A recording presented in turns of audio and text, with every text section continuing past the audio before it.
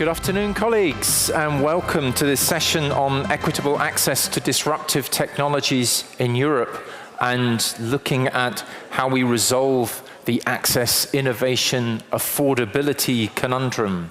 My name's Nick Fahey. I'm very glad to and honoured to be moderating this session, which has been organised by the European Policy Centre and supported by MSD.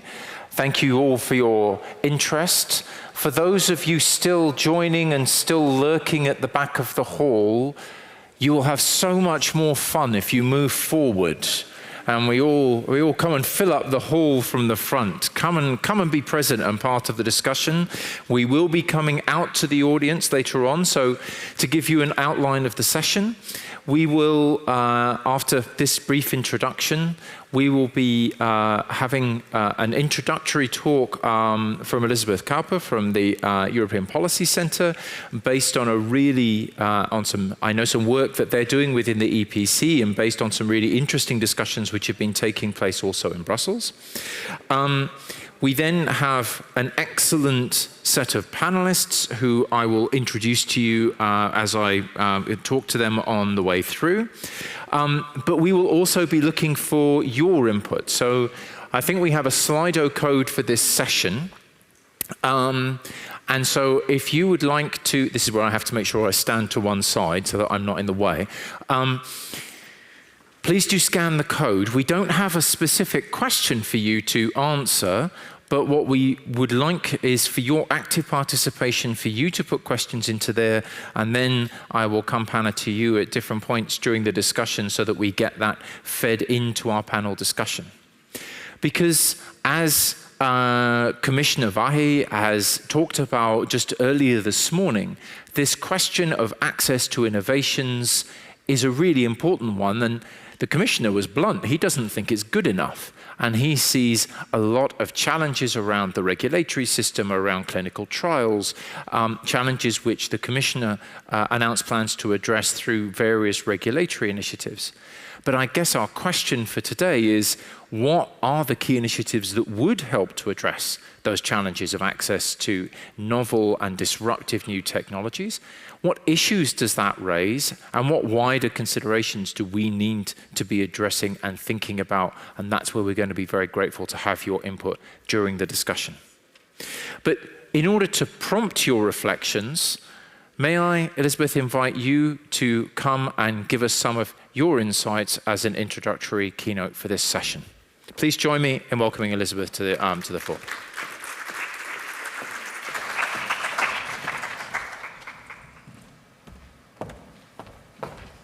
Well, thank you so much, Nick, and good afternoon, everyone.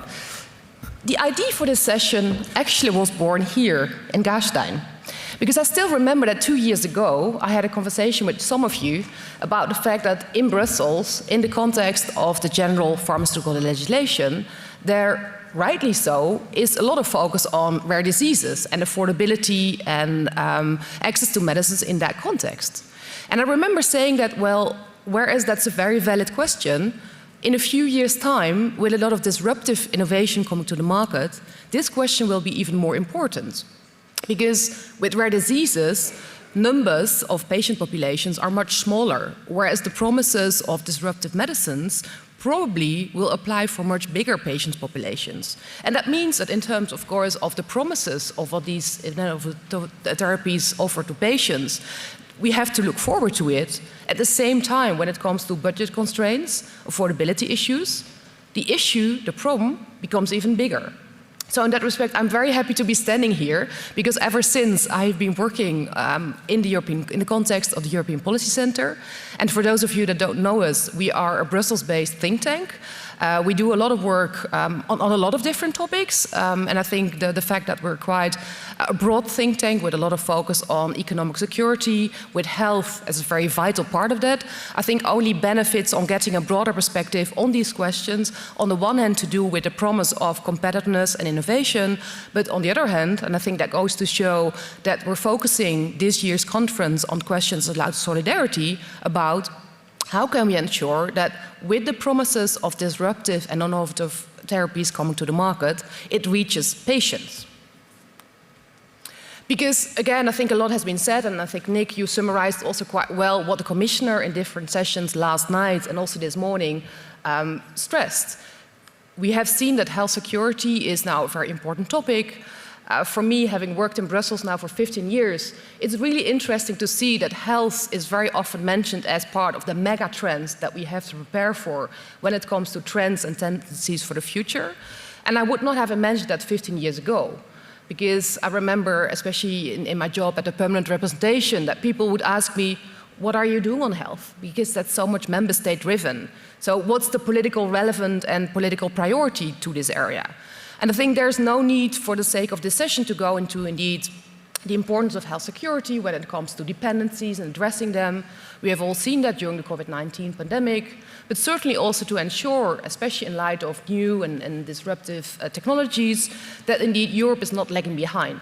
So the title of the Life Science Strategy, Choose Europe, with the promise that by 2030, which is basically in 4 years, Europe needs to become the most attractive place in the world, which is quite a stretch if you see at what's happening in China. China, I think, was in May overtaking the US in terms of the numbers of clinical trials. It tells you that this is something which, again, is promising, but also we need to really focus on the topic in order to ensure that we meet the expectations around the Life Science Strategy. And I think the solidarity question comes in if you think about the fact that Europe is already an aging continent. So patient numbers will only go up, people get older, multimorbidity, and therefore it's even more important that we indeed get it right when it comes to innovation and access to innovation. Because, again, you can work and focus a lot on competitiveness and getting it right in terms of innovation and the promises of the biopharmaceutical sector. But if, at member state level, these treatments and these therapies do not reach patients, something is very wrong. So that was really the start of the project that I'm currently undertaking in the context of the European Policy Centre's work on access to innovation. And I think for the sake of discussion, and as Nick said, I really also personally look forward to have a very interactive engagement with the audience later on. So I put it very sharp for the sake of conversation. The issue is, and I think those of you working on policy-making issues know that we stress and traditionally really put a lot of focus on, well, there's only so much what the EU can do, because the traditional rhetoric is very much about the member state competences on health. But then the challenge is, how can we ensure that the EU really works as an enabler to enforce and address equitable access to innovation in Europe? And the answer is where today's conversation with you is so important. Because after a roundtable in Brussels, where also some of you today present here participated, I have been drafting 9 draft policy recommendations on which I really would like to have your input as well. And I think the first ones probably wouldn't lead to a lot of conversation. I think a lot of people would agree when it comes to recommendations around the single market isn't working in health. And we see that currently the European Commission is trying to address that, amongst others with the Critical Medicines Act, to ensure that when it comes to supply of medicines, the single market is working better. I think also the fact that the nexus between pharmaceutical and industrial policy traditionally isn't working, I think is something that not a lot of people would necessarily disagree with. So I have come up with indeed recommendations to say we need to address this better.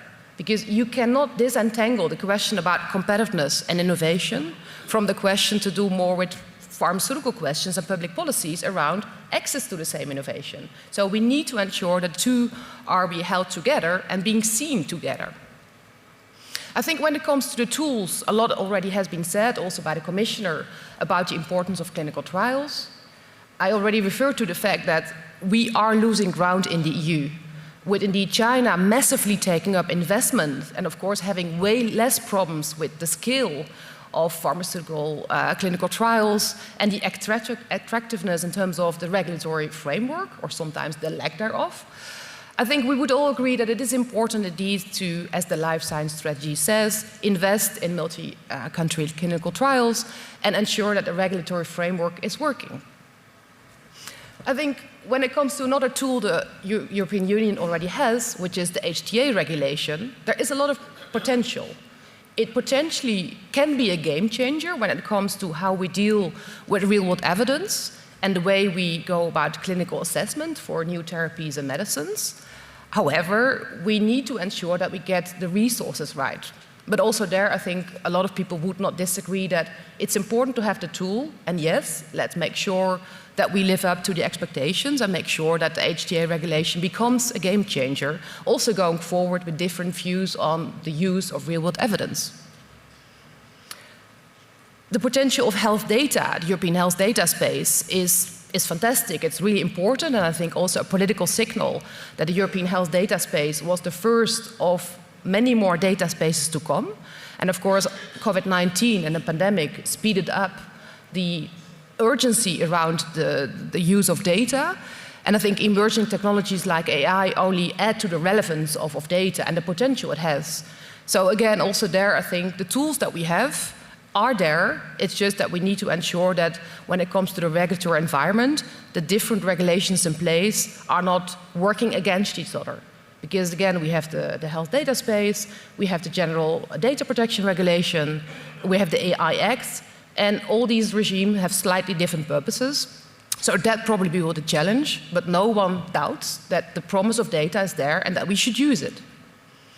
I think talent attraction, and especially at a point in time where the US president is basically forcing people to leave the country, and where I think also from an EU perspective, there is potentially the promise of talent attraction, and also at a time where indeed with disruptive technologies, it is more important than ever to invest in a skilled workforce, because the workforce is already under strain.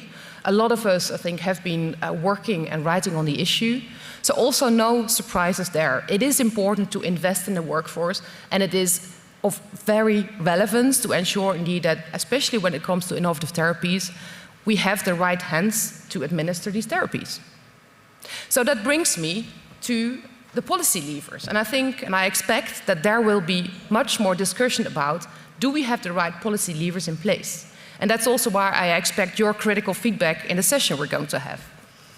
Because when it comes to the policy levers, I think we go back to what I said about the traditional perception of the role of member states. Because yes, you can have as many industrial policies at EU level as you want, but if at national level these are not matched by pricing and reimbursement policies that ensure that patients get the medicines and that they get reimbursed, there still is a big issue. I would say, and that's a recommendation coming out of the discussion we had in Brussels, that we should use the Multiannual Financial Framework and the competitiveness funds, to which the Commissioner also referred quite often this morning and last night, and ensure that in these national and regional plans that the Commission has proposed in the context of the new MFF, we will ensure it's not only about competitiveness, but that specific budget is allocated to access to innovation. Because also for biopharmaceutical companies, if they know that access and reimbursement policies are in place at national level, that means that indeed there is going to be the promise of industrial policies, and it will be translated in access, and that will be very important. However, it needs to be earmarked, because as the Commission also said in its single market strategy, currently the problem is often that at national level there is not binding implementation of reforms that are required in healthcare systems. And in that respect, having dedicated funding in the context of the next MFF will be very important to address the access issue. Another upcoming initiative is the Biotech Act. I think what we should do, because we know after all that in some member states, and I'm going to provide you with 3 examples, there are attempts to address the access issue and to ensure that indeed access and affordability go hand in hand also when it comes to innovation. So in that context, the Biotech Act should be looking at national best practices and how they can be integrated to ensure that at European level they can be elevated. For example, in Italy, there's the Italian Innovation Fund. In Germany, there's the Medical Research Act. In the UK, there's the Innovative Medicines Fund. And all these 3 initiatives, they attempt to address early access, be it with the help of real-world data, or indeed to address also differences in regions, which, for example, is one of the objectives of the Italian fund, to address access to innovation. And these best practices should be taken up and also in the context of the Biotech Act be used to address the access issue. The last recommendation is a very broad one, but I think one that all of you would understand. We have many different initiatives, but very often they have different objectives. And to ensure that different objectives, ranging from economic security, competitiveness, and affordability and accessibility go hand in hand, we need a holistic policy framework for health innovation.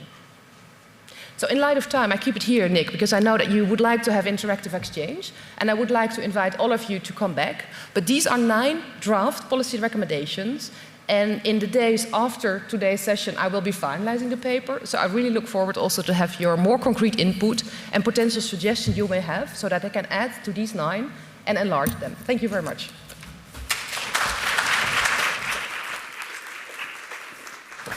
Thank you very much, Elizabeth. Please come and take a seat here, and then this is my opportunity to invite the rest of the panelists to come up and come to the stage and join Elizabeth, and I will keep out of your way while you do that. Elizabeth, you're completely right about wanting to see a holistic approach to innovation. I think another phrase that the Commissioner used was a holistic health ecosystem, and I would use a phrase like a holistic health innovation ecosystem. We actually just co-authored together with some colleagues at the European Observatory a book on innovation and implementation. And one of the key messages that we wanted to pass was exactly that innovation is one of the key factors driving both improved health, but also increasing costs in some instances. And we don't think about it as an ecosystem. We tend to just sort of think about it sliced up into its different parts. So I think those interconnections are a really important message that we're going to come to. And one of the areas, Elisabetta, good morning, where I think that we have seen the European Union make a particular attempt to take an integrated approach, or the first major area was cancer. Through initially the European Partnership for Action Against Cancer and now Europe's Beating Cancer Action Plan, we saw the Commission and the EU trying to take a real range of actions, including on disruptive technologies and innovations. What do you see as the sort of the European contribution and some of the examples of where we've been able to make progress on these issues? Thank you very much for the question, Nick, and thank you very much for the invitation to participate in this panel. Yes, cancer is a good, I would say, case that we could address because somewhat it has shown what is possible to be achieved at European level if there is political will. The idea of having a European beating cancer plan and a cancer mission some years ago would have been inconceivable. To think that member states could have joined forces behind a common plan, a common mission. But this happened. Why it happened? Was it because there was a leadership of someone really pushing for this to happen? Was it because the burden of cancer is huge and is expected to be becoming even bigger going forward? Probably there are different factors which pushed member states and the European Commission to put in place this cancer plan and this cancer mission. But certainly it's a very good example and model of what could be achieved at European level if there is will. Very often we hear comments like, but this is not a competence at EU level because pricing and reimbursement, health technology assessment, these are, or let's say the economic part of health technology assessment, these are responsibilities for member states, and at EU level we cannot do anything. True. But at the same time, I think that we can be very creative, innovative. We can do things going beyond what one could have imagined if there is political will. This happened during COVID. This happened with the cancer plan, with unified approach in beating cancer. This could happen for innovative technologies, disruptive innovation, if there is a will to work together and to overcome some of the common barriers. And I think in fairness, because you said at the start, was this partly due to political leadership? I should pay due respect to then Commissioner Androula Vassiliou, who was part of that relaunch of European Action on Cancer with the European Partnership on Action Against Cancer, which I was involved in helping to set up. But your own organisation, you're chief executive of the European Cancer Organisation, and the stakeholders were such an important part. It wasn't just a political and legal activity. It was also an activity of bringing together the clinicians, the researchers, the different actors involved.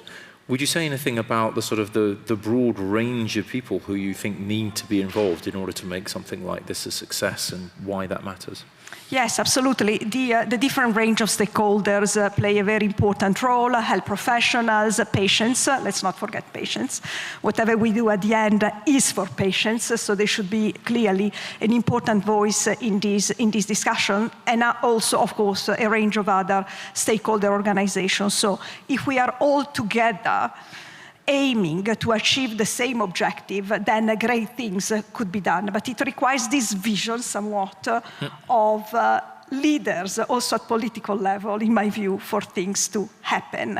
In relation to the cancer plan, Commissioner Vassiliou probably was already thinking about something going in that direction. Commissioner Kyriakidis later on, of course, took this to the implementation level. Ursula von der Leyen also played a very important role in the realization of the cancer plan. And now we see the leadership that Commissioner Varela is exerting in the development of a cardiovascular plan. So again, if there is leadership, I think great things can be achieved with the help and support of the range of stakeholders. And we will come back to you. I think I'm probably going to want to come back to you to ask about some of the detail, because on that competence, when you look at the European Plan for Action Against Cancer, my gosh, there are a lot of things in there, and it shows the scope of the kind of instruments. But you mentioned political leadership. And so I turn to the European Parliament. Good morning again, Andres Cullia, member of the European Parliament, member of this committee. One of the instruments, Elizabeth, that you highlighted was the new Multiannual Financial Framework. There is also a range of legislative initiatives. How do you see this issue of disruptive technology and innovation and access from the Parliament's perspective?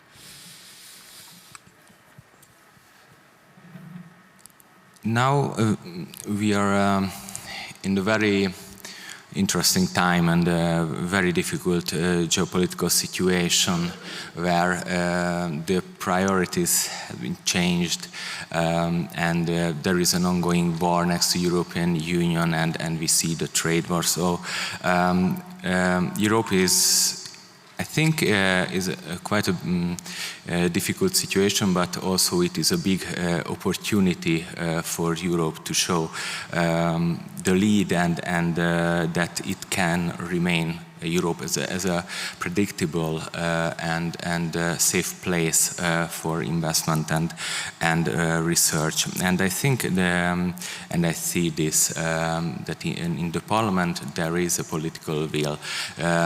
From this year, we have the SAN committee as a separate full committee with a full legislative power. It is a big step, I think. And now we see that the Critical Medicine Act is coming to the final stage, and we see the European Health Data Space that it is at the implementation stage. So the political will is there, but the challenge is still there. And I think that one key element is the budget, and or hopefully a bit expand the budget for healthcare, but and also to keep those programs and initiatives what were successful.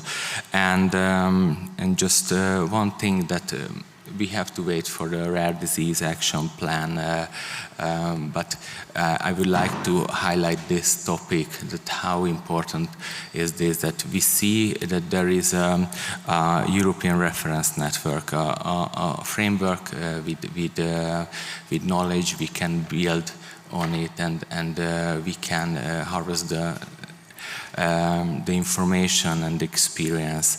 And with this, I really think that we can create a better environment for innovation and investments. And why I'm talking so long about this, because we see what's happening in the US. And that the environment for innovation in the US and less predictable. And I think that's the key element that Europe can show, that it can be a predictable place, and maybe we can reverse the brain drain and also attract companies to invest here in Europe. I think when we have to a bit work on it, it is a early stage capital funding, because the startups usually go to US, and maybe that can be that sweet spot, that if we put enough attention, political will and support, with this we really can call back the investment and the clinical trials in Europe, Europe. Thank you. And I think indeed, so we were talking about, I love the fact that we're sort of co-authoring this paper with you. This is fantastic. It's lovely to have like the opportunity to have a real sort of like contribution to a concrete output. But one tool which maybe we, as you're saying, that maybe we underestimate is just the tool of not being chaotic and arbitrary in the modern world, but actually providing a stable and a relatively stable and predictable and friendly environment for innovation. Is that? Yes, and one more thing, if I may, the revision of the medical device regulation. For example, we see the obstacles we created, Europe created with the medical device regulation, with the notified bodies, with the delays, and that even the basic tools like scissors have to go through the recertification process. We have to fix this, and we have to fix this, or remove these obstacles as soon as possible, because we are losing time. Thank you. Thank you very much. Let me turn to the perspective. So having gone from, if you like, the European perspective, let me turn to a national perspective. Dr. Wachsennecke, as head of the Austrian Medicines and Medical Device Agency, you are right at the sharp end of this regulatory process, right? Because you are where it comes together in that licensing experience. And we talk about how we can make that easier or faster or simpler, but we also need to maintain these standards of quality and safety and efficacy which give citizens trust in the decisions that you make. How do you see these different tensions being reconciled? Yeah, thanks for the invitation, for the interesting topic. And so just to follow on your comments as such, I think I'm from a national health authority, so my people are doing benefit risk assessment, yeah? So purely scientific evaluation, nothing about costs, cost effectiveness discussions and so on. And this is a value as such, especially nowadays. And keeping these things separate and as a clear demarcation line is important from a value perspective. But having said that, the whole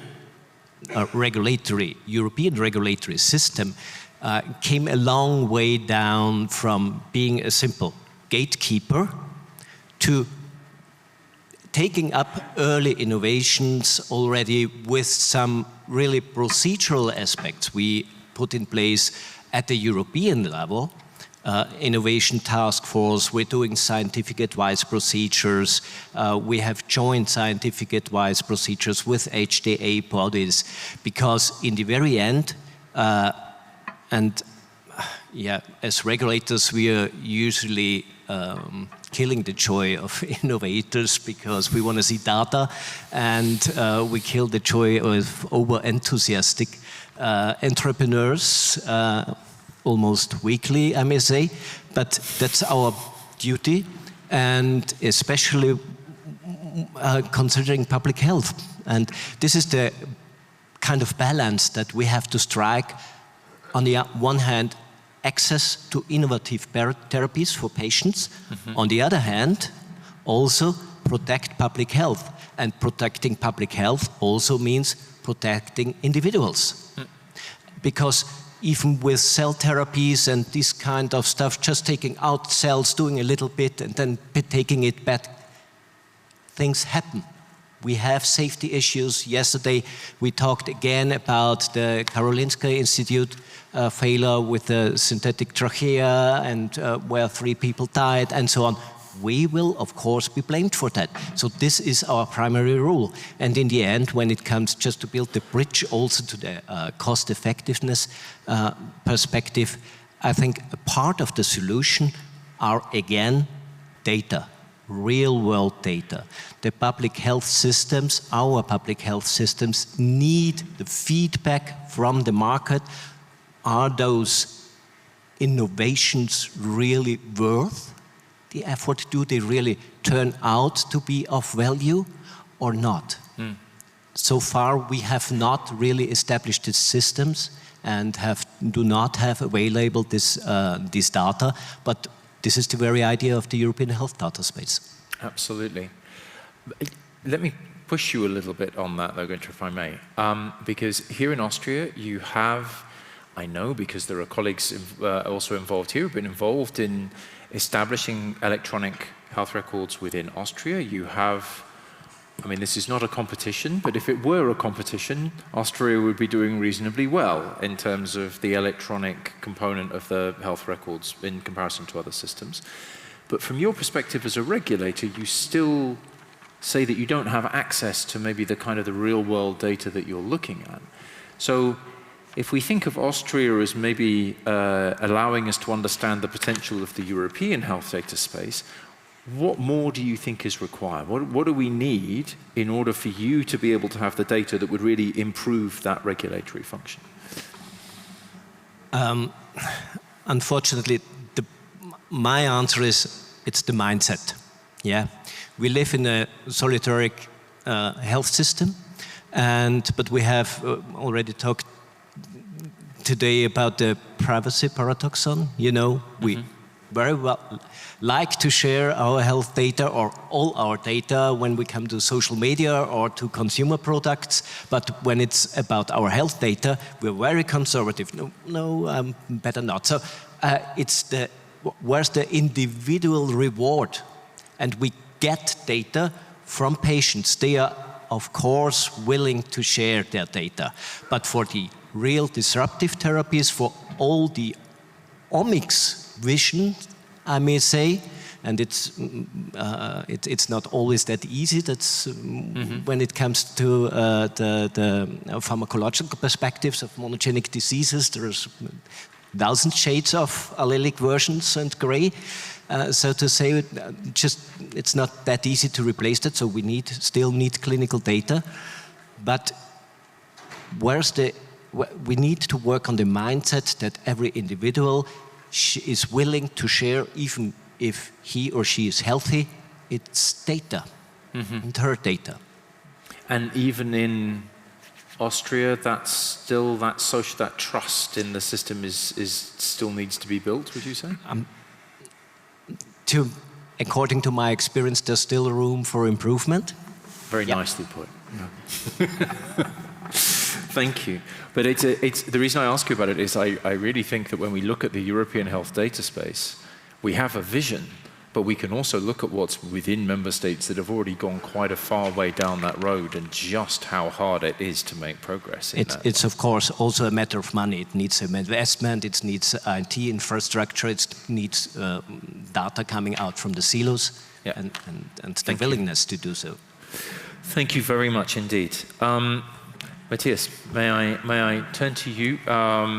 As a senior manager in the European Confederation of Pharmaceutical Entrepreneurs, so representing small and medium-sized companies, possibly representing the kind of people whose joy is so frequently killed by Gunther and his colleagues. What's your perspective on, because when we were writing the innovation book and we were looking at innovation ecosystems, the innovation ecosystem of the big pharma and the innovation ecosystem of the kind of people who you represent is actually quite different. And in some ways, your ecosystem is much more European. It's sort of tied to this environment and to this, there's a lot of sort of more local loops in innovation. What are the key things that you look for in terms of the policy levers where Europe could help support disruptive technologies from your perspective? Well, I think it's absolutely fair to say that, I think most of our members, they develop orphan medicinal products or cell and gene therapies, and a lot of these types of products, they come predominantly from small to mid-sized companies. So when you think about disruptive technologies, these are the types of products that you think about. That's why we have an orphan medicinal products regulation, for example. It's because we understand that there's a specific need for specific incentives for this. It is why there's recognition in the HTA regulation of the specific requirements of these products. So when we look at policies and regulations, we of course want to make sure that these are designed with these products in mind, because what does it actually mean that these products are disruptive? I mean, if you look in cancer, for example, I mean, we have come such a long way from where we thought about cancer as such a specific disease or disease that is unclassified depending on which organ in the body that it actually targets. Now, with our growing understanding of human genetics and genomics, we understand much better that no, actually cancer is a multitude of diseases, and there are upwards of 700 known genetic drivers of cancer. So what then happens with product development, which often is a couple of steps ahead of regulatory frameworks that are looking at the products, is that in product development, of course, these products are trying to target these genetic drivers and really making sure that we develop targeted treatments that are more effective based on the specific types of cancer you have. These are personalized therapies, but the regulatory systems have been set up with a completely different type of products in mind. Now, this is really at the core of it. It's both at the approval stage and then, of course, in the pricing and reimbursement stage. Now, the challenge is that the more you go into these targeted populations is that, well, the population is smaller. It's third or fourth line treatments. It means often you deal with single-arm trials, you deal with surrogate endpoints, and this is just a necessity. It's required by where we are going because we are going based on our growing understanding of how this disease works. So we're only going to see more of this, and it should be a bit of a wake-up call that we need to retool our healthcare systems. It's not completely new, and we can also look at the case of cancer diagnostics, so advanced diagnostics. I think it's a really good example because you don't have a personalized treatment without the diagnostics. So advanced diagnostics, I mean, they can be used for different purposes. They can be used for diagnostic purposes, which is really identifying what type of genetic mutation do you have or does your cancer have, and thereby you can administer a targeted treatment. Now, you can also have a prognostic use, in which case, for example, it's often used in breast cancer, where there could be a decision not to dispense a treatment. So this is completely different. So there might be a decision not to dispense a treatment, for example, a chemotherapy based on the expected, let's say, a chance of return or remission of your cancer. And then you have a use which is very different again, which is early testing, so pre-symptomatic testing, where you can use it in screening programs. And in the cancer plan, European Commission was looking at this for the updated cancer screening recommendations, where you have liquid biopsies, for example, a blood test where you can screen for multiple types of cancer within a single test. Now the data is still ongoing, those clinical studies are ongoing, but that is really going to be disruptive because it's going to force us to really think, how can we redesign our screening programs to really be more effective, reach more patients based on these new technologies that are coming. And for now, we have a lot of good ways to deal with it. We have things such as innovative payment models, where we're able to, let's say, reduce uncertainty based on the willingness to work with real-world data. I think the European Commission has also recognized this somewhat, both in the European Cancer Plan, where they have been setting up these reference networks specifically for cancer, recognizing that the more and more this is becoming targeted, we need different experts in different member states to work together. And normally you would think it's for the member states to decide how to design their healthcare systems, but the European Commission can play an important coordinating role to leverage those strengths of those member states. And with the European Health Data Space, I mean, this is going to be a game changer because it's going to allow that exchange of data where member states have been sitting on their data, or maybe not, turning to electronic health records, or dealing with paper. And I mean, I'm just looking at that's the primary use of electronic health data, it's the electronic health records. It's really the secondary use which is going to be such a game changer, because you're going to have a wealth of information that is going to become available to lead to better decisions about what to fund, what not to fund. Over time, is this new product actually providing value for patients in the healthcare systems? I mean, just looking at the data that will be available, it's reimbursement claims, data from electronic health records, reimbursement data, human genetic, epigenomic, and genomic data as well, data from medical devices, data from wellness applications, data from registries and biobanks. This is really big data that we're talking about here, which can be used for multiple purposes, for approval, for health technology assessment, for pricing and reimbursement decisions, and to fuel more innovative payment models to actually provide timelier access to these technologies. Thank you. Although my question over the actual feasibility of this data through the European Health Data Space remains, but I'll come back to that. Did you want to come back already? Yes. Please use the microphone. Yes, because Matthias has covered quite a lot in relation to cancer, so I wanted to elaborate a little bit more on some of the points that Matthias has mentioned, more from a point of view of the need for changes in the way our healthcare systems operate, because this innovation is already a reality in cancer, both on the diagnostic side and on the treatment side. So we see that in both areas there are these disruptive innovations which are really there. Science is going very, very fast. The problem is the uptake of this science in the clinic. So how to make sure that the patients can benefit from all these technologies which are already a reality. Precision oncology is already a reality. It's expanding, of course, but it's already there. But we see that our healthcare systems somewhat are not ready to embrace this innovation. Science is evolving very, very quickly, but our healthcare systems, on the other hand, are very slow to adapt. So somewhat there is a need to look a little bit in a different way if we want that these technologies can reach patients. I can give you an example. Very often we hear that we cannot afford the cost of this innovation. It's just too expensive. True, it's very expensive. We are talking of cutting-edge innovation, probably the result of a huge long-term research activity.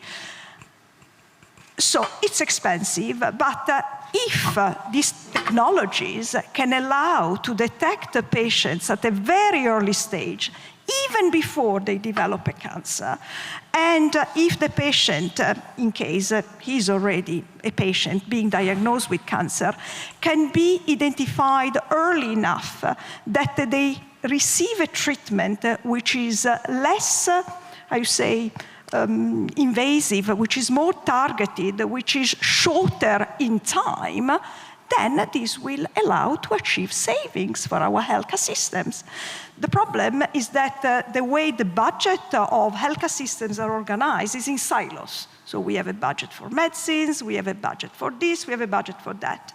And therefore, gains that you can achieve in a part of your system cannot be transferred into another part of the budget, if you see what I mean. So we need somewhat to move to a different type of models, integrate them in our healthcare system, almost like individual budgets for patients. I remember at the time I was working in the English National Health Service, there were already at the time discussions about, could we find budgets that we allocate to a patient, and then for that patient that can be spent in different ways.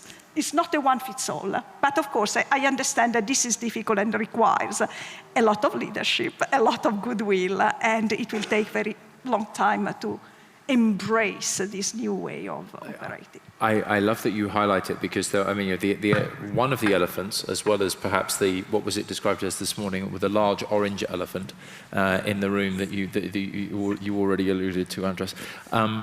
One of the other elephants in the room is that the disruptive innovation that's needed is not only the biomedical or the technological innovation, it's also the organizational and the system innovation, whether or not that's budget or whether or not it's licensing processes or whether or not it's data. It's not just the therapies or the diagnostics which are the disruptive innovations. Elizabeth, I wanted to come back. Fair warning, colleagues, I then want to come to the audience and ask for your comments and suggestions on the issues that we've missed or the tools that we need to take into account. But before I do that, you put up some prompts for discussion and you had 9 draft policy levers, as it were. Listening to this discussion, is there anything, have you added any? Are you thinking about anything different on the basis of what we're talking about here? Well, not yet, because I think this discussion shows, and as it does time and again, how fragmented the ecosystem is. Because of course, MP Kolja, you're absolutely right. Clinical trials need to happen in Europe, because otherwise we can be sure that if clinical trials are not happening here, close to patients, they will not have access to these. So it's absolutely, we need to get that part right. We also need to get the part right when it comes to real-world evidence, and also, especially when it comes to more disruptive technologies, how are we dealing with limited evidence at the start of launch, and how are we going to deal with, indeed, the wealth of information we have, but how does that fit in our clinical assessments? But that still, I think, is not answering the question about access, because, and I think probably the answer lies in the healthcare system organization at national level, because I still see a disconnect between the objectives that we have at EU level, because the European Health Union, after all, states that the objective of the Health Union is equal access for all European citizens.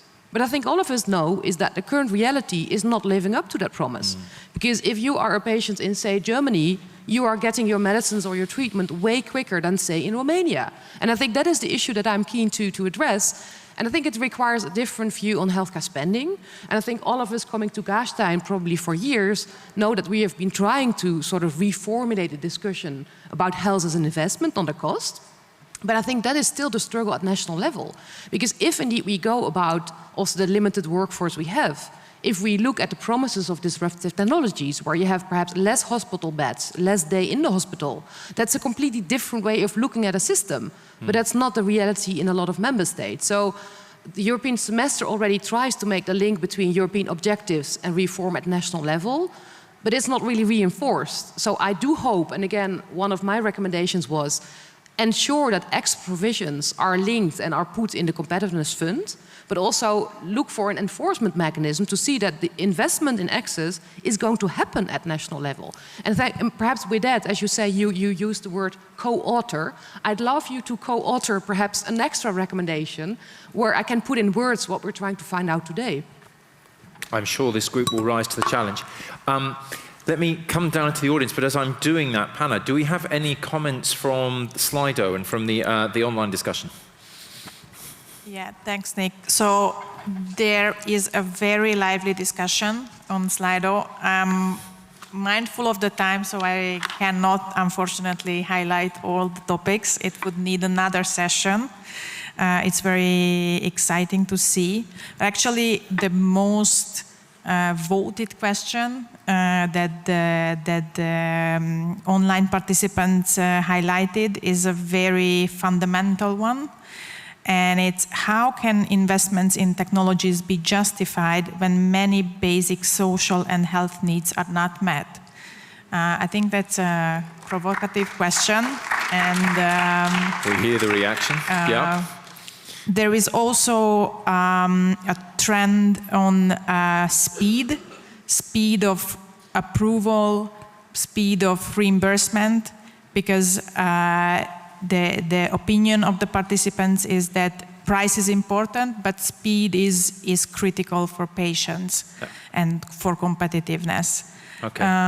So yeah, these are just two trending topics, but very interesting online. Thank you. Dimensions of access. I'm going to take that easy one first, if you like. So time as well as coverage and geographical coverage. But this fundamental point, Elisabetta, you alluded to one way of reconciling fundamental social needs with disruptive innovation, which is that sometimes disruptive innovations can save money. But the reality is that challenge very much remains.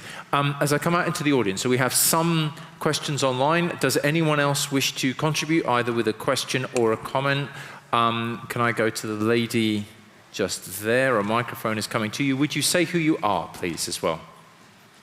Thank you, Ingrid Zechmeister-Koss from the Austrian HTA Institute.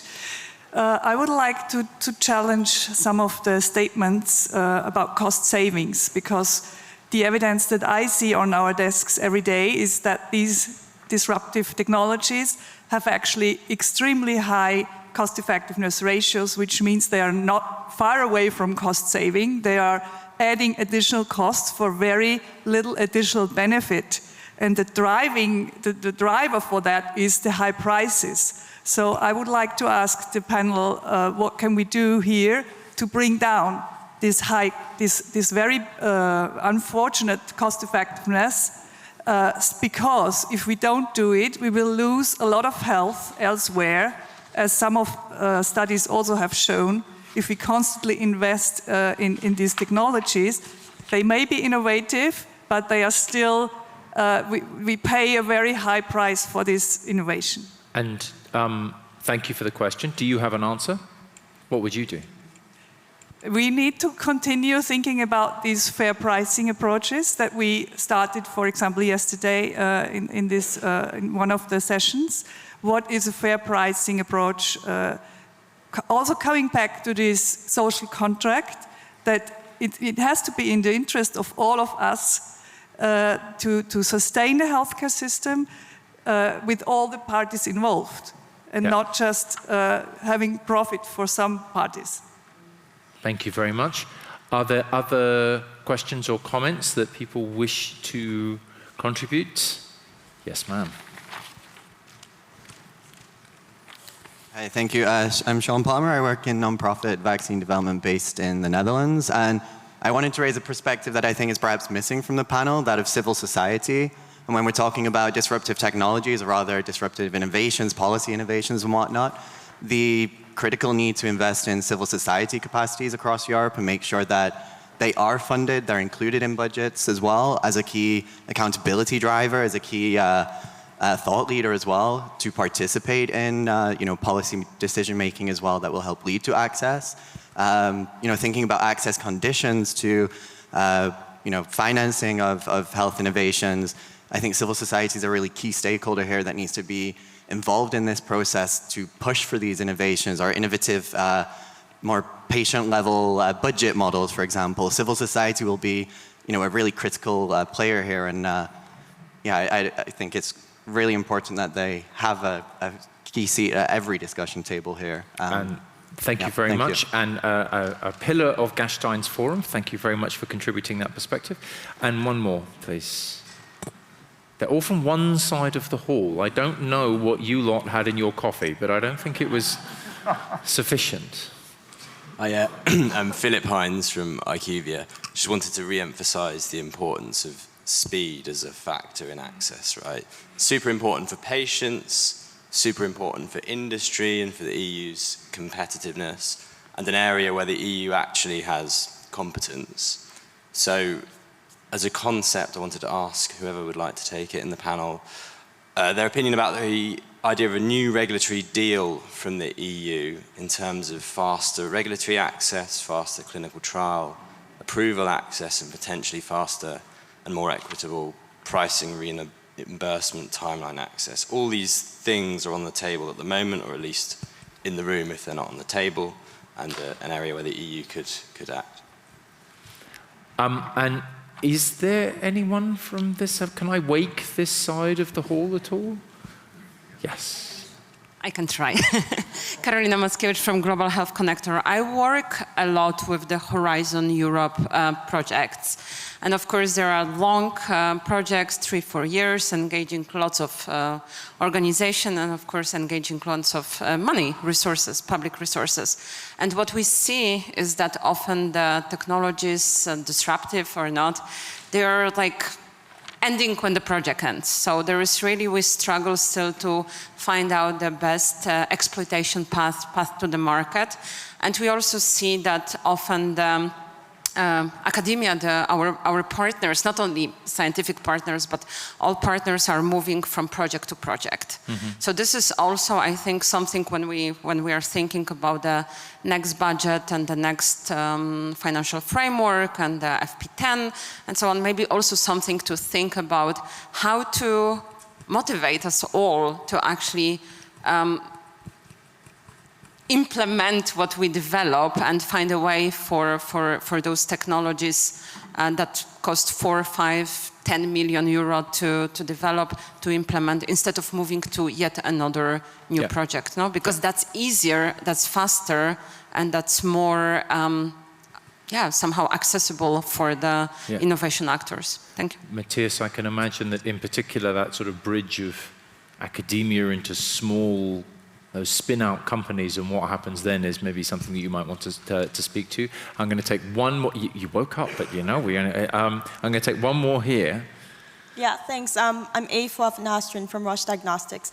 I thought it would be great to bring the manufacturer's perspective in here, because we are really designing most of these disruptive technologies with sort of the high burden of disease in mind. What is the impact on healthcare systems? How can we make this better? And a big challenge that we're finding is that the benchmark for evaluation frameworks is patient outcomes. But then we're hearing a lot about physicians getting burnout and workforce shortages. And then we come out with technologies that address these issues, and then there's a big sort of hindrance to getting them deployed. And this is something that we're actively working on to raise awareness in MedTech Europe.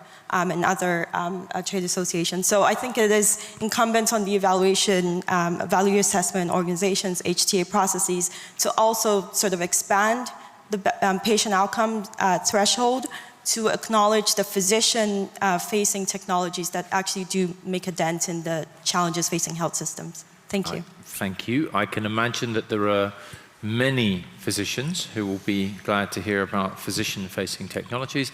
And one final question over, I feel bad, having invited this side, I can't not then ask you to speak. I was really encouraged by your invite. Johanna Grames, EOP Health, and I really want to pick on what was said already in this big question, where do we want to invest as a society? And I really urge for clear statements also from a policy level, like a cancer beating plan, hopefully also a rare disease action plan, where we have an early dialogue and all the stakeholders agree on where to invest early on, so that all the efforts go together and not in the end some disagreements happen, but that we can really from the beginning have this common goal to develop technologies that really serve those needs that we as a society early on declare. Thank you. So, you all have to answer every one of those points, right? No. Thank you very much to everyone for raising these points. I would summarize them around, I think we have points about what does access mean, who for, both in terms of time, in terms of professionals as well as patients. We have points around a challenge around the cost benefit of some of these different innovations. and how is it justifiable to invest in disruptive technologies? What makes it appropriate to invest in disruptive technologies when there are basic technologies, basic services, and those challenges still remain? And a sort of a theme of engagement around civil society, around the importance of civil society as supporters and enablers of disruption, and also having an early dialogue. We talk about early dialogue sometimes with regulators, but I think the sense was of a broader base, of a more sort of societal and political level early dialogue to try and align efforts much more throughout that whole innovation ecosystem. Gunter, no matter who I pick on, it's going to be terrible. But I'll just go this way, and then I'm happy to start. So, thanks for the civil society comment here as well, because our framework is changing, yeah, and the lines between devices, medicinal products, diagnostics are blurring. We have companion diagnostics where you have follow-on tests, especially in oncology. You base your treatment decisions on that, but you see, well, the second assay is not reproducible, and what's the performance of this assay? It comes down to very urgent questions where people from oncology especially say, well, now these products are on the market, you know? So these are the real world perspectives as well. It's not only about the data that we envision to have with the EHDS, and it's the early dialogue that you're referring to, the comment that Ingrid made, of course, on the public health needs driven life cycle in innovation. And the day before yesterday, I think the council conclusions on the life science strategy went online, and of course also with a strong commitment that also this, these things changed. Meanwhile, when it comes to clinical trials in Europe, clinical trials turned out to be a currency. Yeah. And we agreed yesterday within the Accelerating Clinical Trials EU framework on 2 key performance indicators: faster access and more studies. Yeah, so with clear numbers behind that, and especially to not lose momentum, because if innovation is not here and if we do not have data from clinical trials, from our population, then we are, we're falling behind. Thank you very much. Anders. The time was mentioned many times, and that's why I mentioned medical device regulation, that we see that there is a big delay in Europe. How fast or slow can we launch a product because of this certification process, and it must be fixed, and we can reduce this delay. And why it is so important? You mentioned that the lines between devices and medications is blurred. It is true. For example, when it's enough just to pick these inhalators for asthma or COPD, so the medicine is delivered by a device, so it is a medical device. And we have now AI solutions, and so we have to harmonize this the AI Act with the MDR, with the pharma regulations, because if these are not harmonized, we will lose time again, and I think it's crucial and very timely to put these topics on top of the agenda of the Parliament and the whole European Union.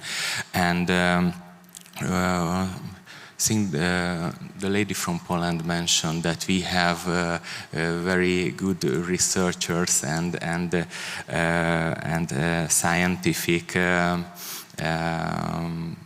papers, and there is a big delay translating science into innovation, and it is true. So we also have to work on this, and I mentioned the rare diseases and why they are so important, because what the challenges we face in topic of rare diseases, we will face the same challenges in the next decade in cancer therapies, in autoimmune therapies, because they are more and more personalized and more specific, and at the end, every type of cancer, subtype cancer will become a rare disease, and the life science strategy is so important because of this, of the cross-country, multi-country trials and studies, because in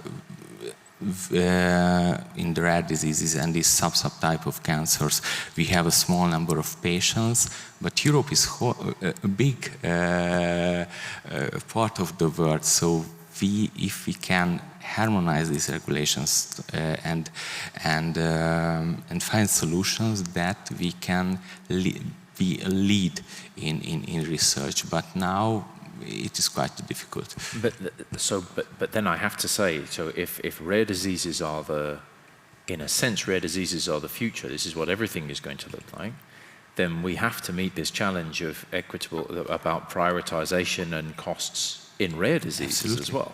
Yes.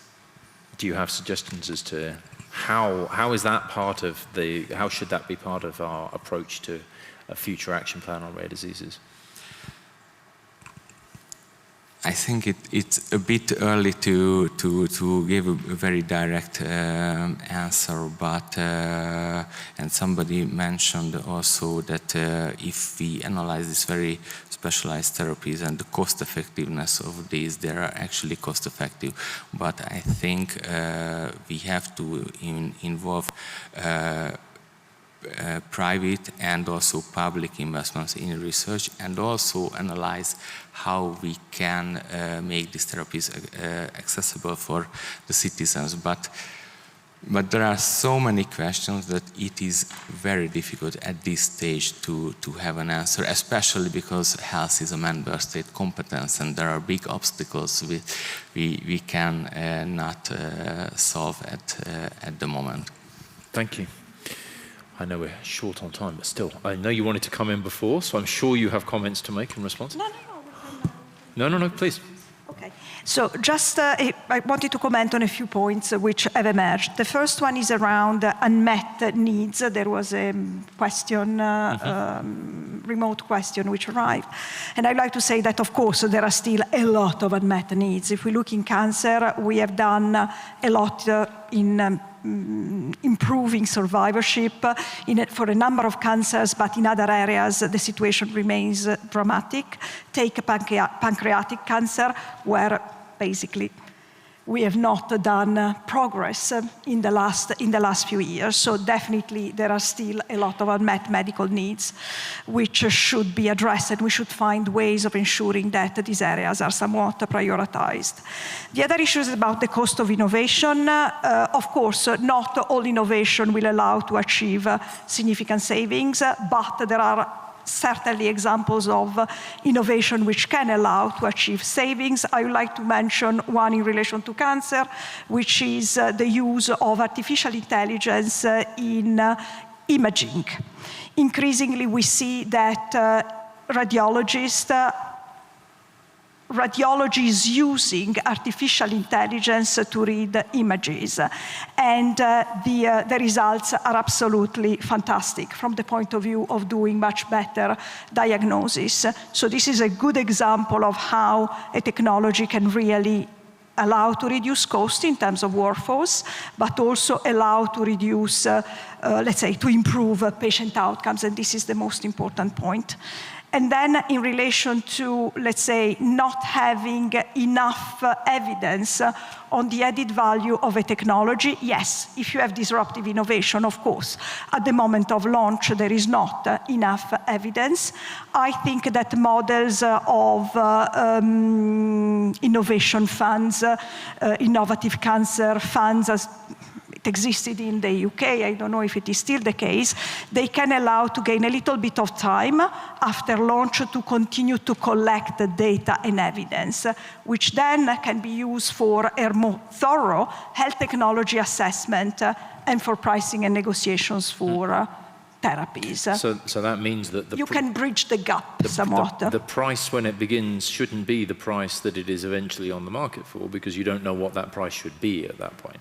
Correct, correct. And a lot of these schemes are outcome-based, so the price will indeed be adjusted on the basis of the outcome. And in some cases, you can even not have any payment at all in case you don't reach a certain milestone. So these sort of schemes can help somewhat bridge the gap due to the fact that there is limited evidence at the moment of launch. Especially in cancer, how can you say in 20 years' time that patient will still be alive? Of course you don't know. Could be, we hope, but it's useful to have a system which somewhat can allow to collect this evidence, and on the basis of that, then you can see how to adjust the price. Thank you. Matthias, I bowled one question for you earlier around spin-outs from academia, but maybe you want to talk about something completely different. Well, I'll try to be very brief because we're running out of time and lots of great questions. Speed's super important. I mean, just to give an example, so diagnostic company, they introduced a new test for adjuvant breast cancer in the US in 2006. It was first available in Europe and Germany in 2019.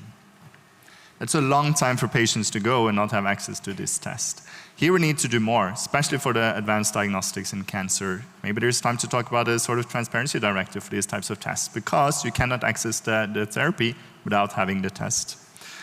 Another example, I think the need to support our companies here in Europe, not just to access early capital, but to really scale up is really important. There needs to be a path towards the market. I mean, we have a lot of really great basic research performed here in Europe, in universities, in academia, some of the top universities in the world, right here in Europe. A lot of innovation happening in Europe, but what is the path to commercializing that? And I mean, we see as well, we had an example of a diagnostic company from the Netherlands, you know, a spin-off of a university there. They had to go to the US because there wasn't a path forward for them in Europe, even though they wanted to go here first. So then that means, again, speed, delayed access for patients because they have to go to the US first to set up their business, etc., and then they come back again to Europe. So I think this is really critical. I want to just very briefly also respond to the comments about, you know, are these technologies proved to be cost-effective or not? I think absolutely we have to, where there is doubt and uncertainty due to the nature of the technology, we need to use risk-sharing agreements, such as innovative payment models, where there is an agreement to say, okay, either we pay more or we pay less, based on what is the data down the road. We cannot expect to have all of the data right away. It's not, unfortunately, how these products are designed. The data is not there simply. I also want to say that we have to absolutely consider what is the societal impact as well. So we have to think about positive externalities. What is the impact of being able to return to work earlier? That's currently not being considered. So can we also think about these positive externalities? We might have that tool finally with the European Health Data Space. Thank you. And we are very close to being out of time, but Elizabeth. Yeah, I think I have 12 seconds to summarize all of this, so I will try to be very short. But I think we're too short on time, bro. Sorry. Thank you. Yeah, I think we can take them bilaterally. I'm very happy, of course, that goes for all of you to, of course, have further up conversations, perhaps over lunch or tonight. I made a lot of notes. I think I'm not going to summarize them, but I think for me the crux lies in the definition of early dialogue, because now I think it's a very regulatory definition, but I think we need to go about approaches that go in a much more 360 kind of way, where we see early dialogue also from a patient perspective. And early this week I published a publication where I really called on more focus on patient experience data, all the way from research priorities to indeed pricing and reimbursement decisions, because patients know best. And I think that also comes to the social contract. Patients know best in which therapies to invest or not, what the medical needs are. And in that respect, I really noted, a red definition of early dialogue. but certainly also including decisions and discussions about speed and early access, because I think all of you mentioned that in your comments, and I think it came back in the questions as well. And especially in the current point in time where the position of the EU as such is so much shifting, we need to ensure that innovation is not leaving Europe, because then definitely we have an access issue. So many thanks. Co-authoring was the word today. So I really invite you to follow the process, and I would be very happy to also share the publication once it's out there. I'm going to work hard and try to justify all your comments and questions. So many thanks for that. And we will look forward to seeing that and take full credit for having contributed to it. Thank you very much to you all for coming and for contributing actively to this panel session. Thank you to EPC and to MSD for helping to organize and sponsor the session. And please join me in thanking the panelists for an excellent discussion.